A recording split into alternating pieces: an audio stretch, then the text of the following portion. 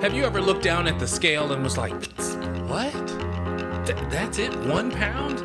Well, I'm going to tell you why you should never poo-poo 1 pound of weight loss. The 2-Minute Checkup with Dr. Dave. Well, I've been intrigued by what makes the difference between somebody who loses weight and keeps it off and somebody who doesn't. I'm going to highlight some key distinctions that I think make the difference. So we've all done this, right? We look down at the scale and we're like, man, I worked really, really hard and all you got from me is 1 pound? Like, really? After all of that? Now, listen. We all know that the scale doesn't mean what it says it means. It doesn't really tell the whole story, does it? I mean, forget all those details. All those details about how much of it is muscle and how much of it's fat. For women who are in a certain part of the cycle, for example, how much of it's water, how much of it's fat. Yeah, we forget all that stuff. If it was in a multiple choice question, we get it right.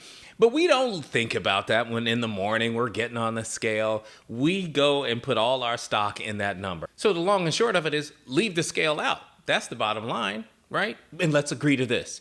In order to lose 20 pounds, 40 pounds, we've got to move through one, right? But what's 1 pound? And we know we're not losing muscle. Like if you lose a pound in a short period of time, like a week or 3 days or 4 days, you haven't lost muscle mass. You've lost fat, right? So I really wanted to know what was in 1 pound of fat. So I went and looked this up, right? Okay, it's going to blow your mind. A fat cell, the average fat cell, you can't see with your own eyes. It's 100 microns in size. You can't see it with the naked eye. It turns out that one fat cell, what we call adipocytes, one fat cell weighs 0.005 grams. Now, let's break this down.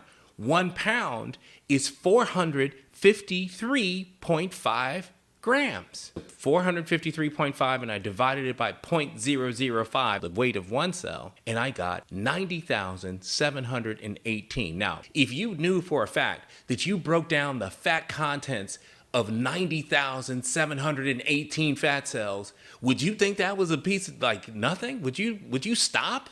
No, you would think that's amazing. Let me take it a step further. Would you stop making the changes in your diet if you lost 50,000 cells? What about 75,000 cells? Now remember, 25,000 cells, you're not going to be able to see that on the scale at all. You'll get on the scale and feel like you've not lost anything.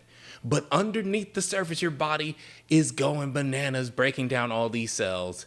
And the only way for you not to see it is for you to quit. 1 pound is the first step in the journey. Every journey starts with the first step, but the journey will surely end if you don't take the next step.